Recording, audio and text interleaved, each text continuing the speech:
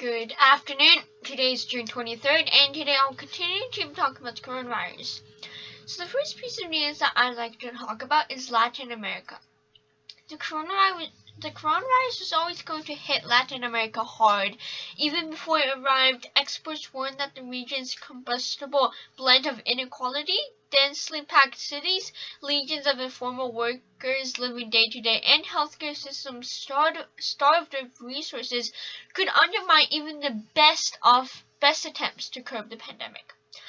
However, some governments have made matters even worse by brushing off the dangers, fumbling the response, dismissing scientific or expert guidance, withholding data, and simply denying the extent of the outbreak altogether.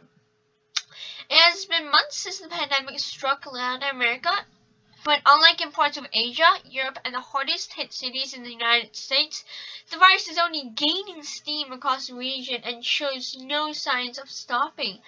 There have been a doubling of deaths across Latin America in a month, and the region now accounts for several of the world's worst outbreaks, including in Brazil, Peru, and Chile, and also cases are continue to climb in Mexico.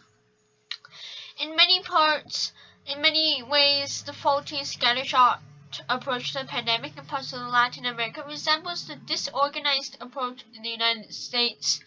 But as the virus storms to Latin America, corruption has also flourished. The already intense political polarization in some countries have deepened, and some governments have curtailed civil rights, such as in El Salvador. Thousands of people have been rounded up, many for violating stay-at-home orders, despite the Supreme Court's demand that the detentions end. The economy is also suffering in Latin America, as economies already were stretched out before the virus, and now millions are out of work, with millions more at risk. The UN said the pandemic could result in a drop of 5.3% in the regional economy, the worst in a century, and forcing some 16 million people into extreme poverty.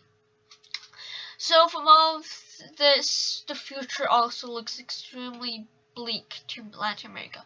Colombia is entering its harshest recession since record-keeping began more than 100 years ago. Venezuela has tumbled into a freefall, Ecuador is facing a debt crisis, and Peru has gone from projecting the region's fastest economic growth to one of its worst contractions, something that I've talked about in one of my previous videos.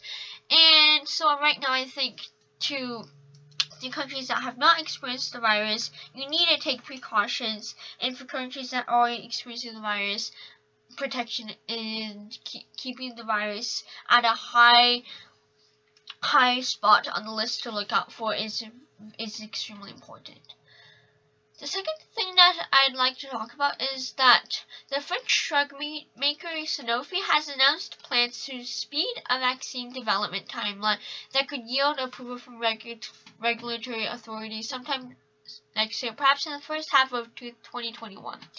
The company and its partner GlaxoSmithKline originally projected that a vaccine would be available in the latter half of next year, and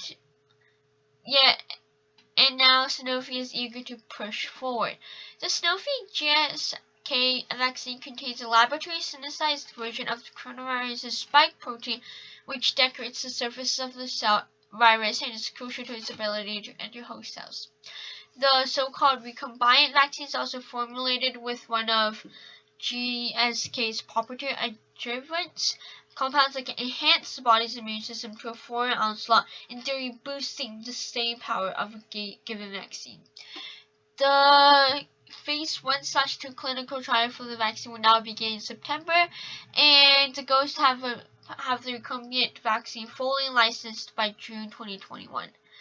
So this is obviously very good news, as one more vaccine into trial is always means that there are going to be more opportunities for vaccine to be out as safe as possible and as quickly as possible. Sanofi is also developing a separate set of vaccine candidates with Translate Bio, an American therapeutics company, on a slightly less expedited timeline, and the second batch of recipes is based on mRNA technology, an approach being taken by several of Sanofi's competitors, including Moderna. While mRNA vaccines are new and none have been cleared for use in humans, they have been touted as a potential improvement on their predecessors, especially for the scalability and versatility. So right now we can look at the two vaccines by Sanofi as two good options. That's it. Thank you for listening, and I hope you have a good day. Thank you.